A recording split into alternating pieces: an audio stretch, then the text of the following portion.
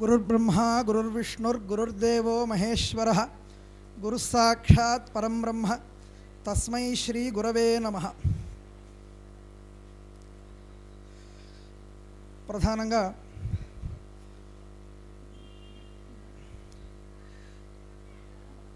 వేదిక మీద ఉండబడే పుంభావ సరస్వతులు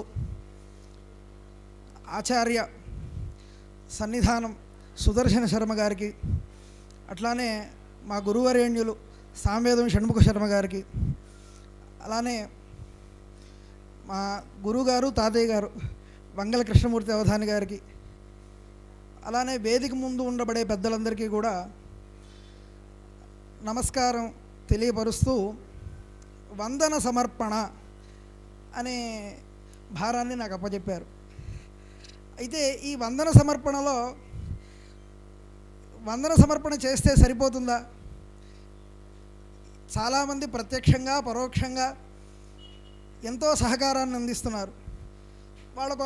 వాళ్ళకొక ఓట్ ఆఫ్ థ్యాంక్స్ అని చెప్పేసేసి వాళ్ళని పంపిస్తే సరిపోతుందా అంటే అనుమానమే. కాబట్టి వైదిక సంప్రదాయంలో నమస్కారానికి మించి ప్రతిక్రియ ఇంకోటి ఉండదు. కాబట్టి ఏదో ఒక వందన సమర్పణ, ఏదో వ్యావహారికంగా ఏదో ఓట్ ఆఫ్ థ్యాంక్స్ అని చెప్పి చేతులు దులుపుకోవడం అనేది ఎంతవరకు సమంజసం, అది ఇటువంటి సభల్లో. కాబట్టి ముందుగా యస్య దేవే పరాభక్తి యథాదేవే తథా గురౌ తస్యైతే కథితా హ్యర్థాః ప్రకాశంతే మహాత్మనః అని ఉపనిషత్తుల్లో ఈ గొప్పదైన ఒక ఉపదేశం ఉంది మనకి. అంటే ఒక వ్యక్తి తన జీవన కాలంలో ఐహికమైన ఆముష్మికమైన ఎటువంటి పదార్థాలని పొందాలన్నా కూడా దానికి నిదానం, అంటే ఆది కారణం, ప్రధానమైన కారణం గురుభక్తే ఉంటుంది. ఆ గురుభక్తి కనుక ఉంటే ఇతనికి వాంగ్మయంలో ఏవైతే శబ్దార్థములు ఉంటాయో అవన్నీ కూడా స్ఫురిస్తాయి.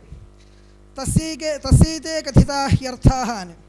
అయితే ప్రపంచంలో ఏవైతే పదార్థములు ఉన్నాయో అవన్నీ కూడా ఇతనికి అతి త్వరలోనే సునాయాసంగా గురువు విషయంలో కనుక భక్తి ఉంటే అవి సిద్ధిస్తాయనే విషయం అర్థమవుతోంది. అదే విషయాన్ని మన వాంగ్మయంలో కూడా చాలా చోట్ల గురోరనుగ్రహేణైవ పుమాన్ పూర్ణ ప్రజాయతే అనే మాటల్లో చెప్పారు.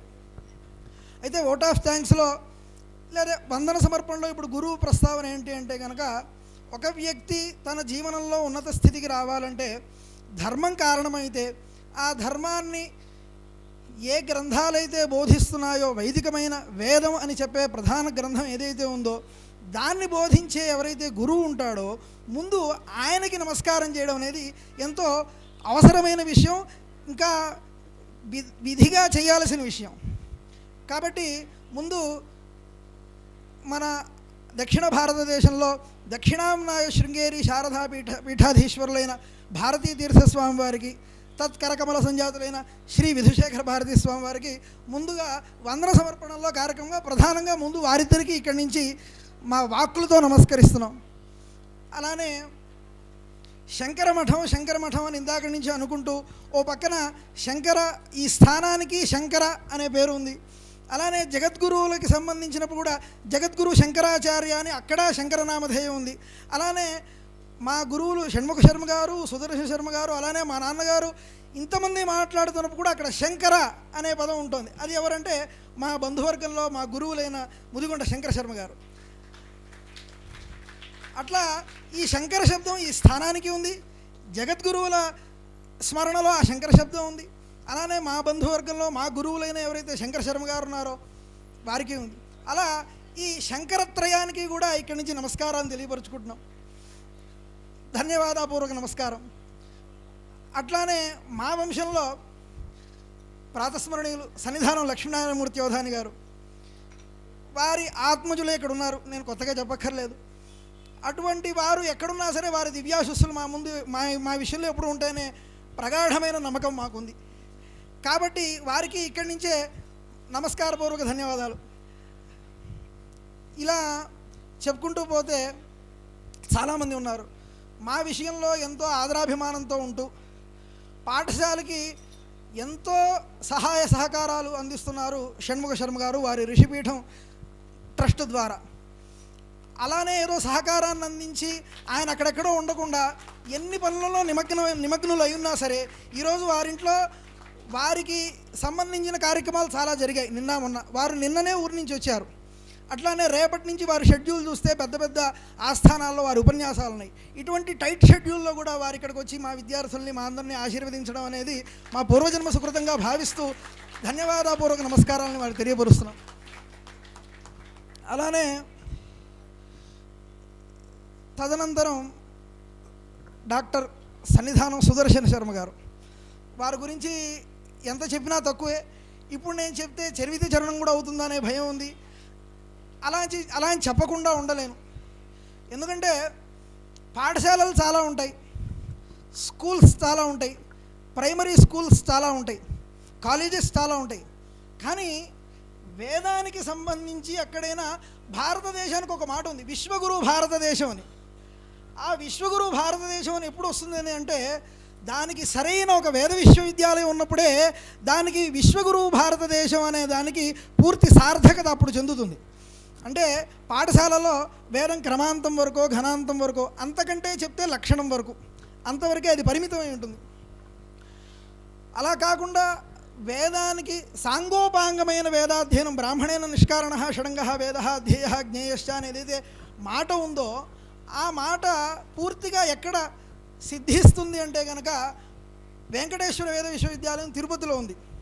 అక్కడ మనకేంటంటే వేదం సలక్షణపూర్వకంగా వేదం, అలానే వేదభాష్యం, షడంగాలు, ఆగమాలు, పౌరోహిత్యం ఇవన్నీ కూడా ఏదో వ్యావహారికంగా మాట్లాడాలంటే ఏదో ఒక ధౌతి కట్టుకున్న బ్రాహ్మణులే వీళ్ళు అని అనుకునే పరిస్థితి నుంచి ఒక ఘనాంతం అధ్యయనం చేసిన వాడు డాక్టరేట్ తీసుకోవచ్చు అక్కడ అధ్యయనం చేస్తే. అట్లానే ఒక వేదం సలక్షణంగా చదువుకున్న వాడికి నేను డాక్టరేట్ చేయాలంటే అక్కడికి చేరాలి. అలానే వేదభాష్యం చదువుకున్నవాడైనా సరే ఆ వేదభాష్య పరిశ్రమ చాలా కష్టం, ఎంతో పరిశ్రమ చేస్తే కానీ అది కొంతవరకు అర్థమైంది అనడానికి వీలుండదు. అటువంటి వేదభాష్యాధ్యయనం కూడా సరైన గుర్తింపు ఎక్కడ అంటే దానికంటూ ఒక డాక్టరేట్ వస్తేనే అప్పుడు కనీసం ఆ డాక్టరేట్కి సార్థకత అవుతుంది. కాబట్టి అది కూడా ఎక్కడ సిద్ధిస్తుందంటే ఈ వెంకటేశ్వర వేద విశ్వవిద్యాలయం అనే చోట. అంటే నాకు తెలిసి, అంటే నాకు అనుభవం చాలా చిన్నది, కానీ ప్రపంచంలో ప్రప్రథమంగా ఎక్కడైనా ఒక వేద విశ్వవిద్యాలయం నెలకొల్పి, అంటే వేదానికంటూ ఒక విశ్వవిద్యాలయం నెలకొల్పి దాంట్లో ఇలా మన వైదికులందరికీ కూడా ఒక డాక్టరేట్ అనేది రావడం అనేది అక్కడ మాత్రమే సిద్ధించింది అనుకుంటూ ఉంటాను. కాబట్టి అటువంటి వేద విశ్వవిద్యాలయాన్ని తిరుపతి దేవస్థానం వాళ్ళతో మాట్లాడి, అటు యూజీసీ వాళ్ళతో మాట్లాడి, ఇంతమందితో మాట్లాడి వైదికులందరికీ కూడా ఒక సరైన గుర్తింపు, అంటే కష్టపడితే వారు తపస్సు చేసుకోగలరు, వారి తపశ్శక్తి ద్వారా ఒక ధనాధికాలన్నీ కూడా సంపాదించుకోగలరు. కానీ వారు ఒక కీర్తిని సంపాదించాలంటే లోకం ఎడిజేరి కీర్తిస్తుంది వారిని. కానీ ప్రస్తుత కాలం ఎలా ఉంది అంటే వీరేదో బాపనోళ్ళండి, వీళ్ళకి ఏం తెలుస్తాయి అనే దృష్టిలో ఉన్నారు. అటువంటి వాళ్ళ మనస్తత్వాన్ని మార్చాలి అంటే వీళ్ళకంటూ ఒక డాక్టరేట్ అనేది కావాలి. ఆ డాక్టరేట్ రావాలంటే వాళ్ళు ముందు ఎంఏ చేసి ఉండాలి. ఇవన్నీ కూడా ఈ వైదిక విద్యలన్నింటినీ కూడా ఎంఏ స్థాయిలో, ఎంఏ స్థాయిలో పెట్టి అలా వేద విశ్వవిద్యాలయాన్ని 2006లో నెలకొల్పారు వారు సన్నిధానం సుదర్శన శర్మ గారు. అటువంటి సుదర్శన శర్మ గారు మనం వారి ఎన్నో పనులలో కూడా వాళ్ళు నిమగ్నులై ఉంటారు. అటువంటి వారు ఇక్కడికి వచ్చి పిల్లలందరినీ ఉద్దేశించి ప్రసంగించడం, అలానే వేదం యొక్క విలువని వారు అర్థమయ్యేట్టుగా పిల్లలందరికీ అర్థమయ్యేట్టుగా చెప్పడం, ఇన్ని పనులు మా అందరి కోసం మా అందరి విషయంలో కూడా ఆశీర్వచన బుద్ధితో, అనుగ్రహ బుద్ధితో ఉండి మమ్మల్ని ఆశీర్వదించి వచ్చినందుకు సన్నిధానం సుదర్శన శర్మ గారికి ధన్యవాదపూర్వక నమస్కారాలు తెలియపరుచుకుంటున్నాం. అలానే వంగల వెంకటకృష్ణమూర్తి గారు మా పరమ గురువు గారు వాళ్ళ పుత్రులు, వారు వంగల రామమూర్తి ఘనపాఠి గారి పుత్రులు, వారు కూడా వారి ఎన్నో పనుల్లో నిమగ్నులైనా సరే ఇక్కడికి వచ్చి మా పిల్లలందరినీ కూడా, విద్యార్థులందరినీ కూడా ఆశీర్వదించినందుకు వారికి కూడా ధన్యవాదపూర్వక నమస్కారాలు తెలియపరుస్తున్నాం. అలానే ఇక్కడ మనం మా పాఠశాలలోనే ఇంట్లోనే సభను నిర్వహించుకుందామని ఒక ఆలోచన చేశాం. అయితే అది 2nd ఫ్లోర్లో ఉంది పాఠశాల. ఎవరైనా వయోవృద్ధులు ఇలాంటి వాళ్ళు వస్తే కనుక వారికి ఇబ్బంది అవుతుంది కదా అని ఆలోచించినప్పుడు ఇక్కడ శంకరమఠం శ్రీనివాస్ గారని ఇక్కడ ధర్మాధికారి ఉన్నారు. ఆయన అడిగాం, ఇలా ఇక్కడ మన మఠంలో కనుక మనం వార్షికోత్సవాలు నిర్వర్తించుకోవచ్చా అని అడిగిన వెంటనే వారు కూడా ఎంతో సహృదయంతో మీకు వంటలన్నీ కూడా కావాలంటే మేము చేసి పెడతాం, ఇక్కడ అన్ని సదుపాయాలు మేము కల్పిస్తామని చెప్పి వారు ఎంతో ఆర్ద్రతతో మాకు ఈ అవకాశాన్ని కల్పించారు. కాబట్టి ఆ శంకరపట్నం శ్రీనివాస్ గారికి, ఆ ధర్మాధికారి గారికి, ఇక్కడ పనిచేసే వారందరికీ కూడా పాఠశాల తరఫున ధన్యవాదాలు సమర్పించుకుంటున్నాం. అలానే మా పిల్లల యొక్క విద్యార్థుల తల్లిదండ్రులు వాళ్ళు కూడా పాఠశాలలు చాలా ఉన్నాయి, ఎక్కడో ఒక టెస్ట్ చేద్దాంలే అనే రోజులు ఇవన్నీ. కానీ అలా కాకుండా పూర్తిగా మా విషయంలో పూర్తి విశ్వాసాన్ని ఉంచి పిల్లల్ని ఇక్కడ ఉంచి పాఠశాలలో ఎటువంటి చిన్న కార్యక్రమం ఉన్నా సరే వాళ్ళు నడుం కట్టి ముందుండి మేము ఉంటామండి, మీకు సహాయంగా ఉంటామండి అని చెప్పిన ఆ తల్లిదండ్రులందరికీ కూడా ధన్యవాదపూర్వక నమస్కారాలు తెలియపరుచుకుంటున్నాం. అలానే ఇక్కడ ఇలా చెప్పుకుంటూ పోతే ఈ ఓట్ ఆఫ్ థ్యాంక్సే ఒక అరగంట పడుతుందేమో అనే భయం కూడా ఉంది. కానీ శ్రేయోభిలాషులు, బంధువర్గులు ఇలా చాలామంది ఉన్నారు. వారందరికీ కూడా ఇందాక మా తాతయ్య గారు చెప్పినప్పుడు కర్త కారయిత చైవ ప్రేరకశ్చానుమోదక అన్నట్టుగా ఎవరైతే ఈ పని చేస్తున్నారో, ఎవరైతే ఈ ధార్మిక పని చేయిస్తున్నారో, అలానే ఈ పని మీరు ఇలా చేయండి అని సలహాలు ఇస్తూ ప్రేరేపిస్తున్నారో, చాలా మంచి పని చేశారు శుభంగలుగుగా కానీ ఎవరైతే అనుమోదిస్తున్నారో వీరందరికీ కూడా దాంట్లో పూర్తి ఫలితం ఉంటుంది అని పెద్దలకి నేను విడిగా చెప్పక్కర్లా. కాబట్టి అలా ఇక్కడ ఉండే ప్రతి ఒక్కళ్ళు కూడా మాకు ప్రకాష్ గారే, ఇక్కడ ఉన్న ప్రతి ఒక్కళ్ళు కూడా మాకు సన్నిధానం శ్రీధర శర్మ గారే. అలా ఇక్కడ అందరూ కూడా ఎవరైతే ప్రేరేపిస్తున్నారో, ఎవరైతే ఆనుమోదిస్తున్నారో వారందరూ కూడా వారు ఆనుమోదించేవారని కూడా మేము అనుకోవట్లా. వారేమేమో మేమే వారు అలా అనుకున్నారు కాబట్టి ఇంతమంది వచ్చారనే సంతోషం మాకుంది. కాబట్టి వచ్చిన ప్రతి ఒక్కరికి కూడా పేరు పేరున ధన్యవాదపూర్వక నమస్కారాలు తెలియపరుస్తున్నాం. అలానే చిన్న పొరపాటు జరిగింది ఏంటంటే, మా పాఠశాల నెలకొల్పిన తర్వాత సంస్కృతాధ్యాపనం చేస్తే బాగుంటుంది పిల్లలకి అని ఎప్పటి నుంచో అనుకున్నాం. అయితే నాకు వీలున్నప్పుడు నేను చెప్తున్నాను, నాన్నగారికి వీలున్నప్పుడు నాన్నగారు చెప్తున్నారు. పొద్దున్నుంచి వేదం సంతలు, వేదం పాఠాలు చెప్పిన తర్వాత ఒకరోజేమో వాళ్ళకు కుదరకపోవచ్చు పిల్లలకి, అంటే ఈ పాఠం చెప్పినవన్నీ వాళ్ళు వల్లించుకోవాలి కదా అని. అయితే ఏదో ఒక నిమిత్తం ఉండాలి. అప్పుడే మా గురుగారు, నాకు పంచకావ్యాలు బోధించిన గురుగారు అవారి వెంకటభట్ట శర్మ గారు, ఇంతకుముందు వారికి కొంచెం ఆరోగ్యం సరిగ్గా ఉన్నా లేకపోయినా, కాదయ్యా నాకు పాఠం చెప్తేనే ఆరోగ్యం ఇంకా కుదుట పడుతుంది కాబట్టి నేను వస్తాను అని చెప్పి వారు మణికొండలో ఉన్న వాళ్ళు కూడా ఇక్కడ నివాసాన్ని మార్చుకొని, అంటే వారి నివాసం ఇదే కానీ అనారోగ్య పరిస్థితులు బట్టి వాళ్ళ పిల్లవాడి దగ్గర ఉన్నారు, మళ్ళీ ఇక్కడికి వచ్చారు. ఇక్కడికి వచ్చి కేవలం వాళ్ళ పిల్లలకి పాఠం చెప్తే నాకు ప్రశాంతంగా ఉంటుందని ఎటువంటి దృష్టి, అంటే ఆర్థికమైన ఎటువంటి దృష్టి లేకుండా కేవలం వారు పిల్లల్ని ఆశీర్వదించాలనే ఉద్దేశంతోనే రోజు వచ్చి సాయంత్రం పూట పాఠం చెప్పి పిల్లల్ని ఆశీర్వదిస్తున్నారు. అటువంటి వెంకటభట్ట శర్మ గారు వారికి కూడా ధన్యవాదపూర్వక నమస్కారాలు తెలియపరుస్తున్నాం. అలానే ఇందాక మా గురుగారు షణ్ముఖ శర్మ గారు చెప్పినట్టుగా దుర్భా శ్రీరామచంద్రమూర్తి గారు జగద్గురువులు వస్తున్నప్పుడు కూడా జగద్గురువులు మన పాఠశాలకి రావాలని, అలానే జగద్గురువులు మన పాఠశాల నుంచి వెళ్ళిన తర్వాత అవన్నీ కూడా శంకర కృపలో ఉండాలి, జగద్గురువులు ఇక్కడికి వచ్చారు మన పాఠశాలకు వచ్చారనే ఉద్దేశంతో వారు ఆ ప్రచురణ కార్యక్రమం చేశారు. అదొక్కటే కాదు, మన సంబంధించిన ఏ వేదిక కార్యక్రమంలో కూడా వారు ఉండి వారి సలహాలు సంప్రదింపులు ఇస్తూ ఉంటారు. కాబట్టి అటువంటి దుర్భా శ్రీరామచంద్రమూర్తి గారికి కూడా ధన్యవాదపూర్వక నమస్కారాలు తెలియపరుస్తున్నాం. అలానే ఇంకొకళ్ళు ప్రధానంగా ఏంటంటే, మా గురుగారు శంకర శర్మ గారి వాళ్ళ పుత్రులు జయరామ శర్మ గారు, ఆయన కేవలం ఇక్కడ వార్షికోత్సవం ఉందనే తిరుపతికి వచ్చారా అని అనిపించేట్టుగా వారు మొన్ననే వచ్చారు. కాబట్టి వారికి కూడా వారి కుటుంబం మొత్తానికి కూడా ధన్యవాదపూర్వక నమస్కారాలు తెలియపరుస్తున్నాం. అలా ఇక్కడ ఉన్న ప్రతి ఒక్కరికి కూడా పేరు పేరున ధన్యవాదపూర్వక నమస్కారాలకి. అలానే గురుగారు ఇక్కడికి రావాలి అన్నప్పుడు మేము ముందు మారేపల్లి సూర్యనారాయణమూర్తి గారిని సంప్రదించాం. గురుగారిని ఎట్టి పరిస్థితుల్లో మీరు తీసుకురావాలి అంటే, అయ్యో గురుగారు మన పాఠశాలకు ఎందుకు రారండి అని వారు ఎంతో మన మీద అభిమానంతో గురుగారిని ఇటు తీసుకొచ్చి గురుగారిని మనందరం దర్శించుకున్నట్టుగా చేసి పిల్లలందరినీ కూడా గురుగారు ఆశీర్వదించినట్టుగా చేసిన మారేపల్లి సూర్యనారాయణమూర్తి గారికి. అలానే మా పాఠశాలలో ఇంగ్లీష్ క్లాస్ అనేది మేము చెప్తున్నాం. ఆ ఇంగ్లీష్ క్లాస్ కూడా ఎందుకంటే పిల్లలు ఇక్కడ వేదాధ్యయనం స్మార్తాధ్యయనం చేస్తారు, చేసిన తర్వాత వీళ్ళు బయటికి వెళ్ళి 10th క్లాస్ ఒక అప్లికేషన్ రాయాలి, ఒక చోట ఆధార్కి అప్లై చేయాలి, ఒక గ్యాస్కి అప్లై చేయాలి. వీళ్ళకి మినిమం లాంగ్వేజ్ పరిజ్ఞానం ఉండాలి.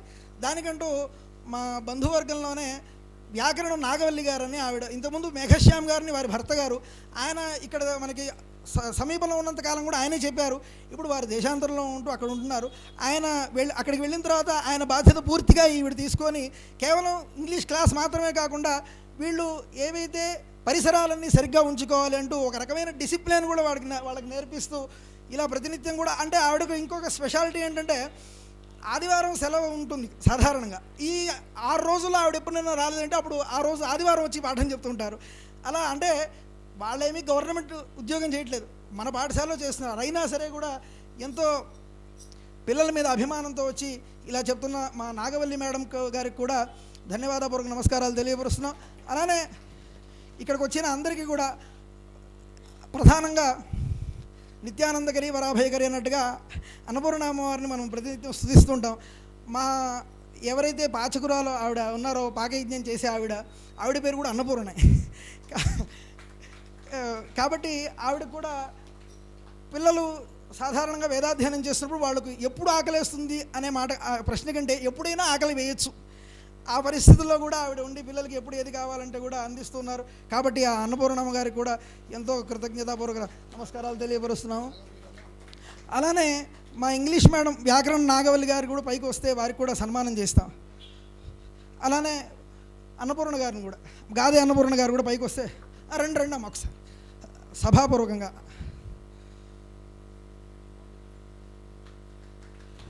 గురుగారు మీరు పైకి అని మెట్లున్నాయి.